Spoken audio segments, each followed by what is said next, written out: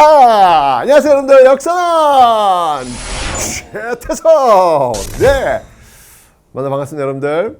네, 자, 요즘 이렇게 제가 이렇게 오면서 느낀 게 뭐냐면 우리는 참 비교하면서 좀 이렇게 스스로 좀 이렇게 상처를 받는 듯한 어떤 그런 느낌이 들어요. 우리가 노출되어 있잖아요. TV만 틀어도 뭐 잘난 사람들이 워낙 많이 나오고 있으니까, 그죠? 또 내 주변만 봐도 너무 잘 나가는 사람들이 많이 있으니까 사실 그런 과정들 속에서 어떤 그런 화려함과 성공이라고 하는 어떤 그런 모습들만 보면서 왜 나는 그렇지 못하지? 라고 하면서 좀 초라해지고 상처받고 그러는 것 같아요. 저도 역시 마찬가지고요. 그런데 여러분들, 그래서 사실은 역사를 좀 공부할 필요가 있지 않을까라는 생각이 드는 거예요. 역사 속에 등장하는 멘토들은 그렇게 화려하고 그렇게 성공했던 사람들이 아니에요. 대부분이. 참 묘하죠. 그죠? 그런 사람들을 만나면서 그런 사람들을 통해서 오히려 제가 멘티가 되고 그들이 이제 멘토가 되고 오히려 제가 위로를 받는 그런 어떤 모습들이 훨씬 더 내 삶에 영향가가 있지 않을까라는 생각이 들어요. 그래서 오늘 아침 문득 오다가 이 화려한 어떤 그 누군가와의 어떤 비교가 아닌 역사 속 멘토들과 대화를 나누는 게 나한테는 정신 건강적으로 훨씬 좋겠구나라는 그런 생각이 들더군요. 여러분들, 불행은요, 누군가와 비교하는 순간부터 시작이 된다고 합니다. 비교는 오로지 자기 자신과만. 어제의 나보다 오늘의 내가 나아졌는지 비교하면 되고요. 내일의 나가 오늘의 나보다 나아질 수 있는지 비교하면 되는 겁니다. 비교는 오직 자신과만 하기. 아시죠 여러분들? 왜? 여러분들은 최고니까. 출발하겠습니다.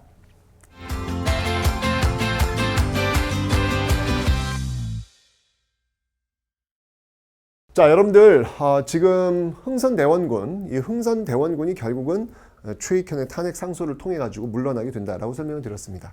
네, 그래서 이 대원군이, 흥선대원군이 물러나게 되면서 누가 이제 들어왔냐면 고종이 직접 친정을 해요. 예, 고종이 직접 친정을 하게 되는데, 실제로 이 고종이 그런 모든 실권을 장악했느냐? 그건 아니에요. 여전히 이 고종 주위에 고종의 아내 명성황후 영민씨거든요. 그 민씨 세력들이 연결이 되면서 실질적으로는 이 민씨 세력들이 실권을 장악하는, 뭐 그렇다면 어찌 보면 또 다른 세도 정치가 아닐까라는 생각이 들어요. 흥선대원군 이전까지는 풍양 조씨라든지 안동 김씨가 권력을 장악했다면 흥선대원군 이후에는 바로 이렇게 여흥 민씨들이 또 장악하는 모습, 뭐 이것도 본질적으로 세도 정치가 아닐까라는 그런 생각이 듭니다. 자, 어쨌건 이 고종과 민씨가 연합을 해가지고 정권을 장악하는 그런 모습들인데, 이때쯤 되니까 조금 이제 그 앞에 있었던 흥선대원군 시기와는 좀 다른 정책을 펼 수밖에 없는 상황이 오는 거예요. 왜 그렇잖아요. 새로운 정권 들어서면 그 앞에 있는 정권들의 정책들 무효화시키고 새롭게 하려는 어떤 그런 모습들 있지요. 그래서 이 대외 정책이 좀 바뀝니다. 흥선대원군은 기본적으로 통상수교 거부, 그렇죠. 예, 기본적으로 이 통상수교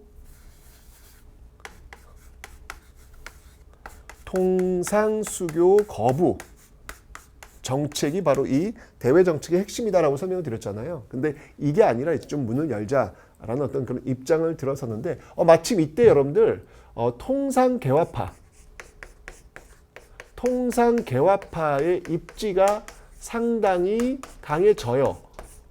그 대표적인 인물을 들어봐라라고 한다면 바로 제너럴 샤모노 사건의 박규수, 박지원의 그 손자입니다.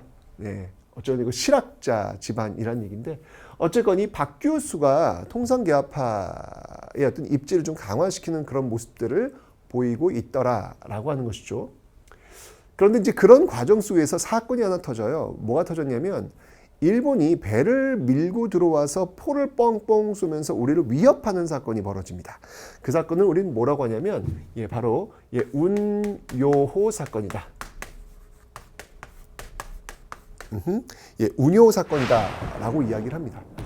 자, 이 운요호 사건이 1875년도에 벌어지는데, 이게 참 묘한 게 뭐냐면 일본이 똑같은 방식으로, 왜냐하면 자기들이 미국에 의해서 그렇게 문을 열었거든요. 미국이 포함해교 뻥뻥 쏘면서 협박하는 그런 가운데서 문을 열었는데 똑같은 방식으로 우리를 좀 협박하고 있는 그런 모습들이 지금 나타나고 있더라. 어쨌든 이제 대외적으로 이제 이런 어떤 모습들, 대내적으로는 통상기업화의 성장 이런 과정 속에서 어떻게 할 것이냐라는 고민을 하다가 결정을 해요. 예, 문을 열기로, 드디어 문을 열기로. 그게 바로 강화도 조약, 1876년도에 체결한 강화도 조약입니다. 여러분, 이 강화도 조약은 굉장히 중요한 역사적 의미를 갖고 있어요. 자, 여러분들 머리에서 발끝까지 지금 우리의 전통을 한번 찾아보세요. 없죠? 하나도 없어요. 머리에서 발끝까지 모두 다 서구화되어 있습니다. 그러고 보니까 그러네? 그러면 우리의 전통은 언제 사라지게 된 것일까? 언제부터 우리는 이 서구화의 모습이 시작된 것일까? 그게 바로 강화도 조약이에요. 이 강화도 조약으로 문이 열리게 되면서부터 우리는 서구의 영향을 받게 되더라라고 하는 것이죠. 자, 1876년 강화도 조약은 이렇게 중요합니다. 이제 문을 처음으로 연 거예요. 이제 우리가 자본주의의 바다에 발을 담근 겁니다. 지금 우린 자본주의 사회에 살고 있잖아요. 그 첫 출발이 바로 1876년 강화도 조약이다. 실질적으로 근대사의 출발은 바로 이 강화도 조약으로 보기도 합니다. 이 내용이 어떤 내용들인지 한번 살펴보도록 할 텐데, 자, 일본이 여기다가 이런 문구를 좀 집어넣으려고 합니다. 집어넣습니다. 뭐냐면 조선은 자주국이다라고 하는 문장을 집어넣고 있습니다. 자, 이 조선은 자주국이다. 너무 당연한 말이죠. 당연한 말인데 일본이 이 문장을 이렇게 집요하게 넣으려고 했던 배경은 뭐였냐면, 지금 일본이 이 조선을 마음대로 무언가를 해야 될 텐데 일단 이 청나라와 연결되어 있기 때문에 그 관계를 끊을 필요가 있었던 거예요. 즉 청의 종주권, 청이 종주국, 요거 아님을 좀 확보하기 위한 어떤 그런 의도가 들어있다. 하지만 어쨌건 조선이 자주국이라고 하는 문구가 들어가 있기 때문에 이 강화도 조약을 우리는 최초의 근대적 조약이다 라고도 이야기를 해요. 그러니까 근대적 조약의 의미는 뭐냐면 국가와 국가가 평등한 입장에서 같이 대등하게 조약을 체결할 때 우린 것을 근대적 조약이다 라고 이야기를 하는 겁니다.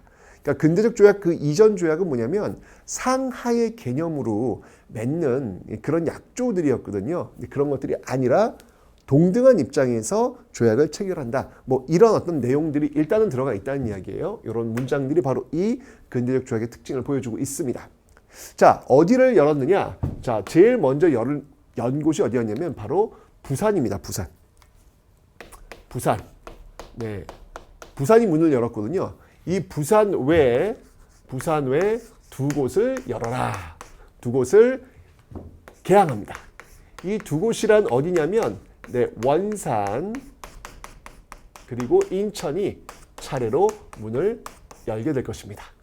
자, 그런데 이 조약은요, 우리는 불평등 조약이다라고 이야기를 해요. 이유가 있습니다. 그 이유는 뭐냐면 일단 이 조약에 보면 일본이 이 해안을, 우리의 해안을 측량할 수 있는 권리를 가져가요. 이건 여러분 말이 안 되죠. 아니, 내 몸을 내가 허락도 안 했는데 마음대로 뒤져? 어디 내 몸을 감히? 그죠? 이런 거예요, 지금.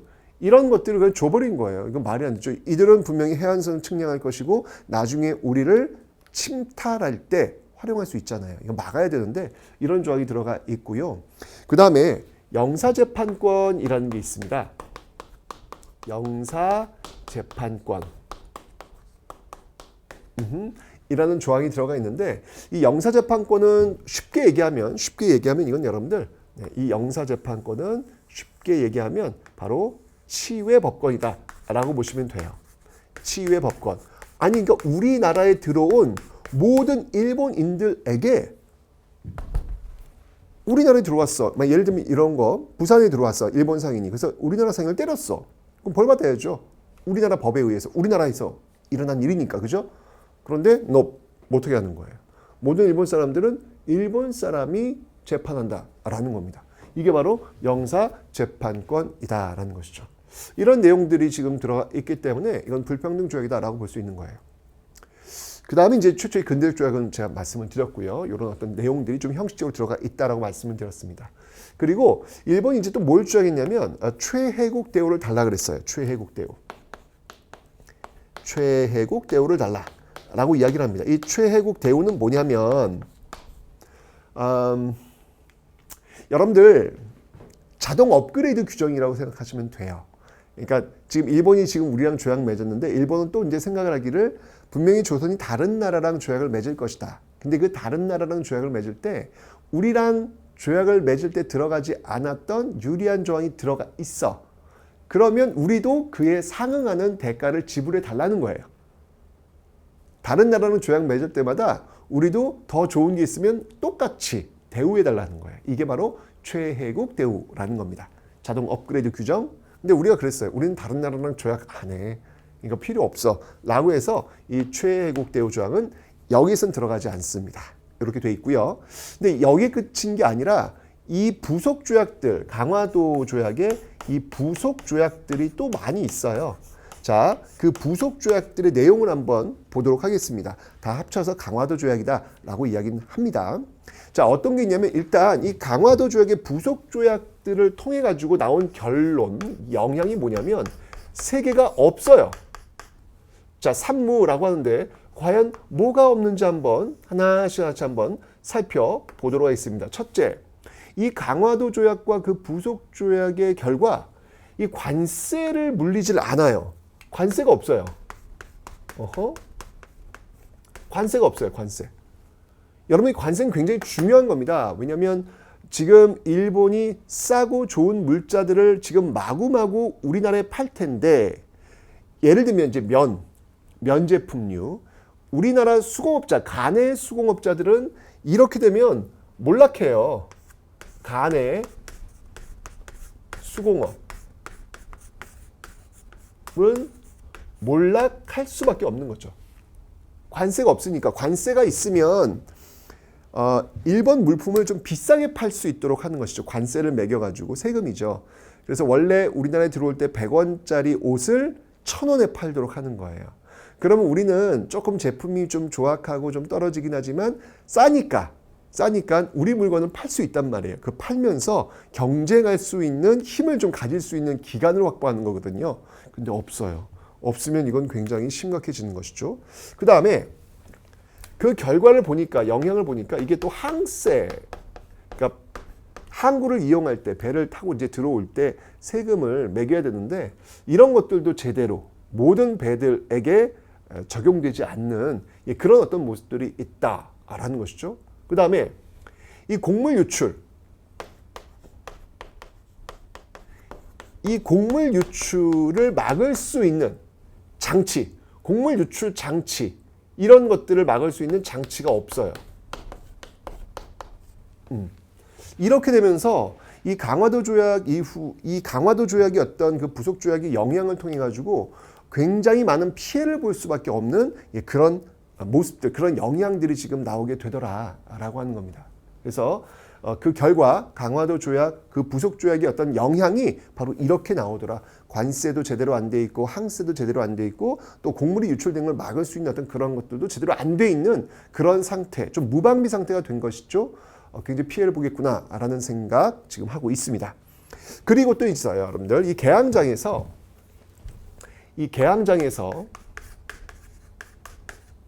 일본 상인들이 말이죠. 일본 상인들이 일본 화폐를 마음껏 쓸 수 있도록 해놨어요. 와우. 우리나라에 왔는데 우리나라 돈이 아니라 일본 화폐를 쓴단 말이야. 이것도 놀라운 일이죠. 여러분들 어디 마트에 갔는데 일본 돈 내시면 그 마트에서 받아줘요? 안 받아주잖아요. 그죠? 근데 그걸 받아주도록 했다는 거야. 우리나라에서. 그리고 이 개항장에서는 여러분들, 이게 개항장 내 무역만 가능하도록 해놨습니다. 이 말은 뭐냐면 개항장, 여기 지금 부산, 원산, 인천이잖아요. 그 밖으로는 나가지 못해요. 그래서 이 결과는 어떤 결과를 가져왔냐면 내지 무역, 육지 안으로 들어가서 하는 이 내지 무역은 못하도록 막아는 놨다라고 하는 사실. 이게 이제 강화도 조약과 부속 조약의 핵심적인 내용들이었다라는 것을 여러분들 좀 기억하시면 되겠습니다. 됐죠? 자, 문이 열렸습니다. 문이 열렸는데 조약이 썩 우리한테 유리하게 만들어진 조약이 아니다라고 하는 것을 여러분 눈치채셨죠? 그죠? 요런 것들을 좀 시정할 필요가 있습니다. 고칠 필요가 있습니다. 자, 요거 인지한 상태에서 자, 이제 문이 열렸으니까 이거 어떻게 할 거야? 어떻게 할 거야? 크게 두 세력으로 나뉘겠죠. 받아들이자는 쪽과 받아들여서는 안 된다는 쪽, 찬성파와 반대파로 나뉘겠죠. 너무 당연한 거 아닙니까, 여러분들? 자, 그렇다면 이들이 어떤 모습을 보이게 될지 강화도 조약 이후의 모습을 한번 살펴보도록 하겠습니다.